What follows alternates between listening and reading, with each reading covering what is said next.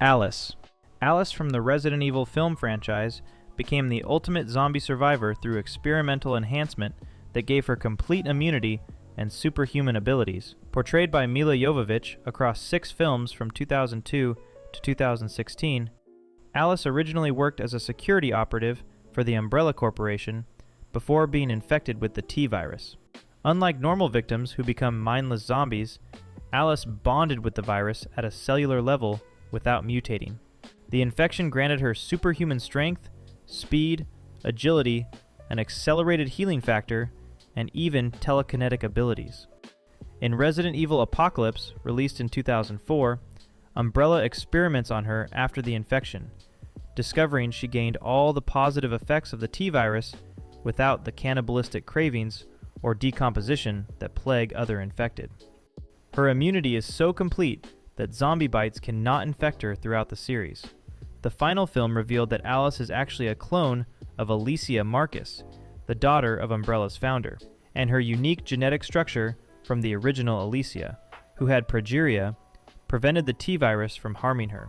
This represents the perfect infection concept where a virus enhances rather than destroys the host, making Alice more dangerous than the zombies themselves while maintaining her humanity. Cherry Darling. In Robert Rodriguez's 2007 grindhouse horror film Planet Terror, go-go dancer Cherry Darling discovered she was naturally immune to a biochemical weapon that turned everyone else into flesh-eating creatures called sickos. Released on April 6, 2007 as part of the grindhouse double feature with Quentin Tarantino's Death Proof, the film follows the aftermath of a military accident involving DC-2, codenamed Project Terror. The biochemical weapon was accidentally released by a military unit led by Lieutenant Muldoon, played by Bruce Willis, turning most of the population into decomposing, cannibalistic zombies. Cherry, portrayed by Rose McGowan, loses her leg when zombies attack her, but crucially, the bite doesn't infect her. The film establishes that a small percentage of the population possesses natural immunity to the DC-2 gas, and Cherry is one of them. Her ex-boyfriend El Rey, played by Freddy Rodriguez, replaces her severed leg first with a wooden table leg, and then with an M4A1 assault rifle with an M203 grenade launcher. The film ends with Cherry leading survivors to a Caribbean beach at Tulum, Mexico, where she has given birth to El Rey's daughter. Her immunity is genetic rather than earned, creating a biological divide where some people simply cannot be infected regardless of exposure, raising questions about who gets to survive based on biology rather than skill or luck. Indigenous Survivors. The 2019 Canadian horror film Blood Quantum presented one of zombie cinema's most powerful immunity concepts, where an entire ethnic group was protected by their indigenous blood. Directed by Mi'kmaq filmmaker Jeff Barnaby, the film premiered at the Toronto International Film Festival in 2019 before releasing on the Shudder streaming service on April 28, 2020. Set in 1981 on the Red Crow Indian Reservation in Canada, a zombie plague breaks out, affecting the entire world except residents of the Mi'kmaq Reserve. All people with indigenous blood are completely immune to the zombie infection, including bites. When Mi'kmaq characters are bitten by zombies, they lose flesh from the wound but never turn, with the bite creating only a physical injury rather than an infection. The film stars Michael Greyeyes as Sheriff Traylor and El Maja Tailfeathers as Joss, depicting how non-indigenous refugees flood the reservation seeking protection. The title refers to blood quantum, the racist system historically used to measure indigenous ancestry percentage. This immunity concept serves as a powerful reversal of historical reality, where indigenous peoples were devastated by diseases brought by colonizers. Here, their genetic heritage protects them, while the descendants of colonizers succumb to plague. The film received 90% positive reviews on Rotten Tomatoes, and earned 10 Canadian Screen Award nominations, using zombie horror to explore contemporary issues of Indigenous sovereignty and how historical trauma shapes survival strategies. Alvin Murphy. In the sci-fi series Z Nation, convict Alvin Murphy became the only known survivor of multiple zombie bites after participating in a government experiment, making him humanity's last hope for a vaccine. The series aired from September 2014 to December 2018, spanning 5 seasons and 69 episodes. Murphy, portrayed by Keith Allen, was one of 3 inmates at Portsmouth Naval Prison in Kittery, Maine, who received experimental vaccines 3 years after a zombie apocalypse caused by the ZN1 virus devastated the world. Each inmate received a different test vaccine, but Murphy was the only survivor of the experimental treatment. After the prison was evacuated, Murphy was bitten multiple times by zombies, but never turned into one of the undead. His blood contains antibodies that represent humanity's best chance at creating a vaccine. However, Murphy begins mutating into a zombie-human hybrid with blue skin that sheds, and he gains the ability to communicate with and command zombies telepathically. He can even turn people into zombie-human hybrids called blends through his bite or bodily fluids. Unlike full zombies, Murphy retains his consciousness, intelligence, and free will throughout his transformation.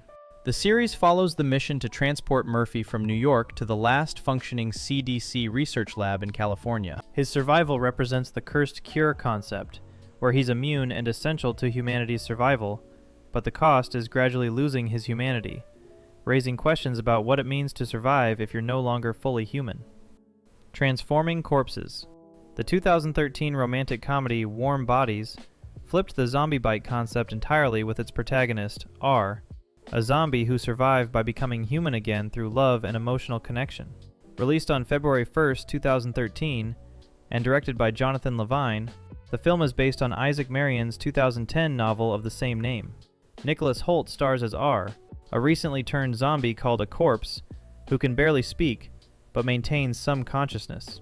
When R eats the brain of Perry, played by Dave Franco, he absorbs Perry's memories and falls in love with Perry's girlfriend, Julie, portrayed by Teresa Palmer.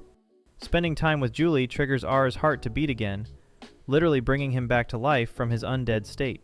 The film establishes that the zombie virus can be reversed through emotional connection and hope, rather than medical intervention. Other zombies begin showing signs of life as they observe R's transformation, including his friend M, played by Rob Corddry.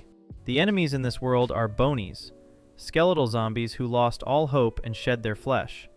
They attack both humans and transforming zombies because they're past the point of saving. Humans and transforming zombies unite to fight the bonies in the climactic battle. The cure isn't medical, but relational, with love and human connection reversing the infection entirely.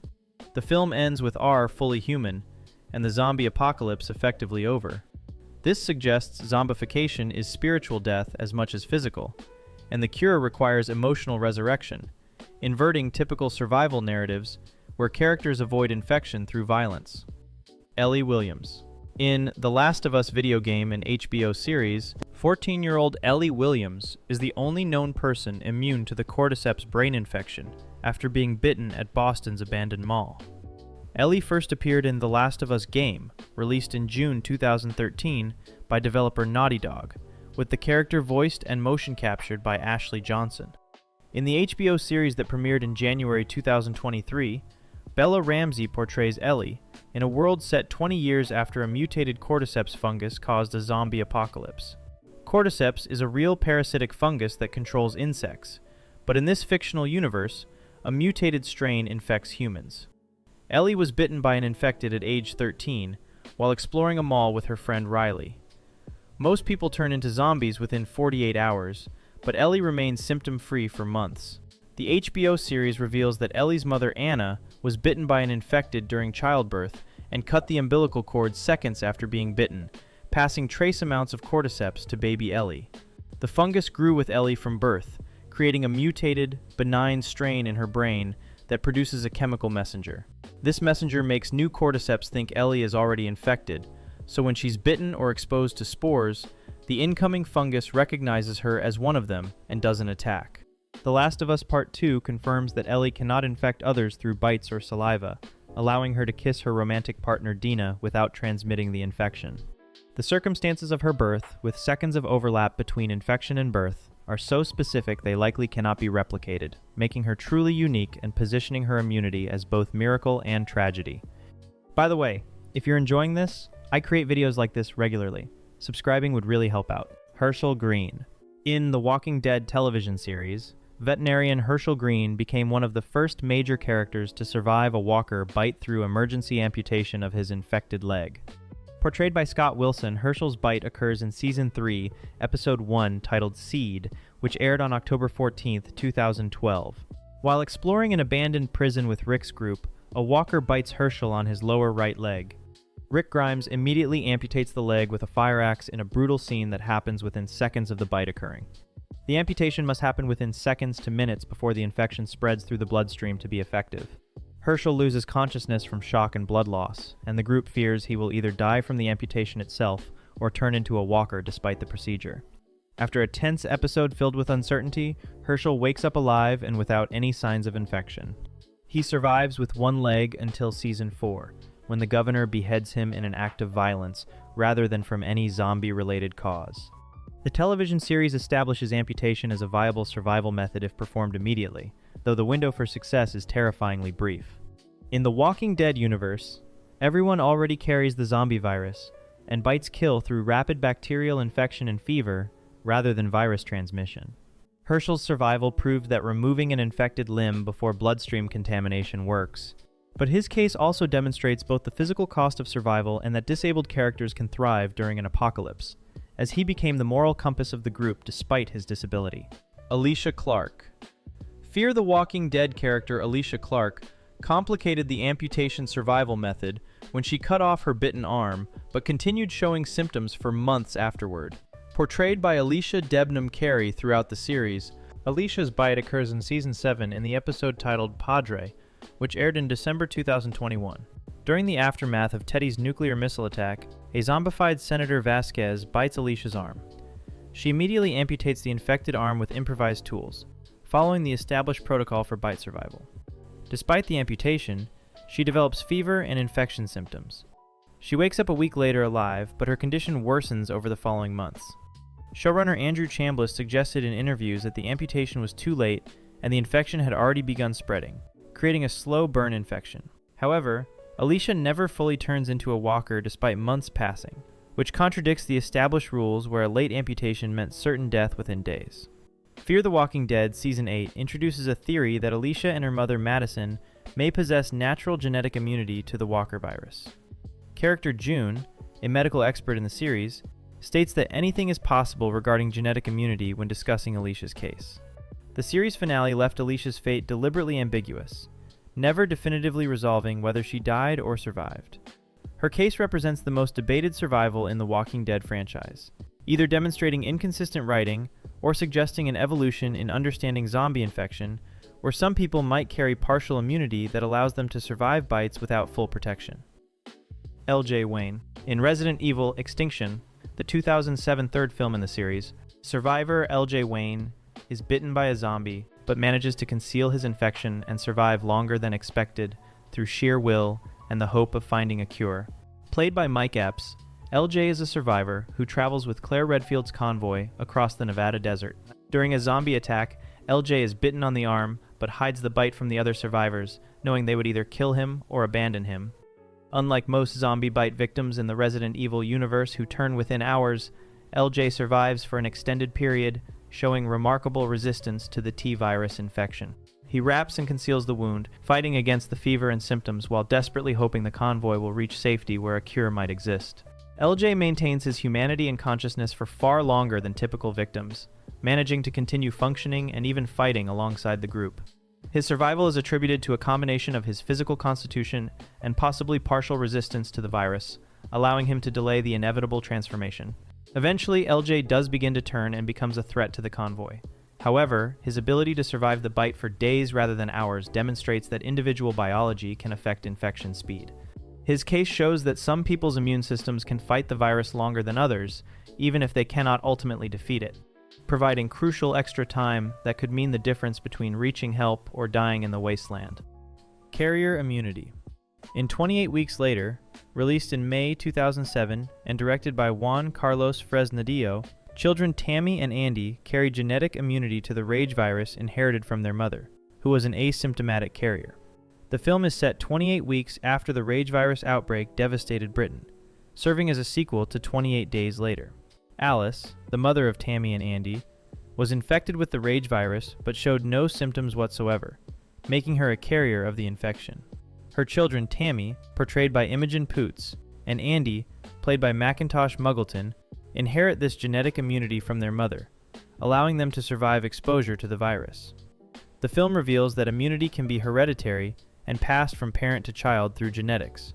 However, the crucial and terrifying detail is that Alice's bite and bodily fluids can still transmit the virus to non-immune people, even though she shows no symptoms herself. The father, Don, becomes infected by kissing Alice after she's found alive, triggering a second outbreak that devastates the supposedly safe zone. Andy is bitten during this outbreak, but survives due to his inherited immunity. The film ends with Andy's infection spreading to mainland Europe, implying that carriers who survive can spread disease faster than the virus alone. This explores the dangerous side of immunity, where carriers become walking biological weapons. Unlike true immunity, where a person cannot get sick or spread disease, carrier immunity means they cannot get sick but remain highly contagious, making them potentially more dangerous to humanity's survival than regular infected individuals. Ben. In George Romero's 1968 classic, Night of the Living Dead, survivor Ben successfully avoided zombie bites throughout the entire night by barricading himself and other survivors inside a farmhouse. Played by Dwayne Jones in what was groundbreaking casting for a black lead in horror, Ben demonstrates that the most effective way to survive zombies is through prevention and intelligent defense strategies. While other characters in the farmhouse panic or make fatal mistakes that lead to bites, Ben methodically boards up windows and doors, creates defensive positions, and fights off the undead with firearms and makeshift weapons. He survives attacks from dozens of zombies throughout the night without ever being bitten, proving that quick thinking and decisive action can keep someone alive when others fall victim to the creatures. Ben's approach involves maintaining barriers between himself and the ghouls, striking from safe distances, and never allowing himself to be cornered or overwhelmed. The film emphasizes that zombie bites are completely avoidable if survivors remain calm, fortify their positions, and work together strategically.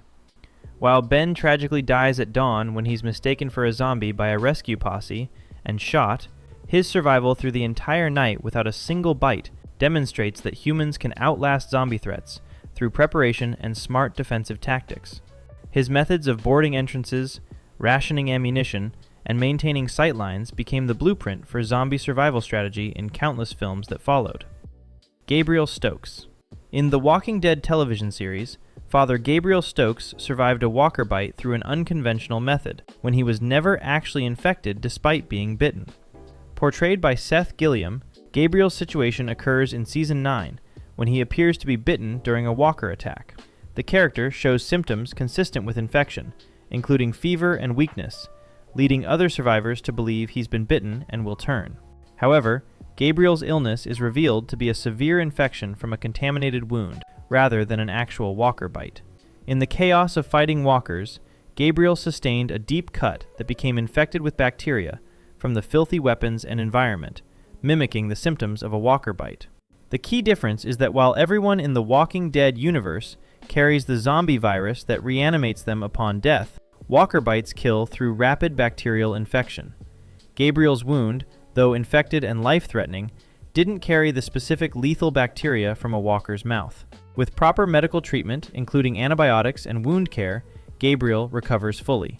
His case demonstrates an important distinction in the Walking Dead universe, where not every injury during a walker attack is an actual bite, and proper diagnosis is crucial. Gabriel survived because the wound wasn't from zombie teeth, showing that panic and assumptions about bites can be as dangerous as actual infections. If you found this valuable, subscribe so you never miss new content. Thanks for watching.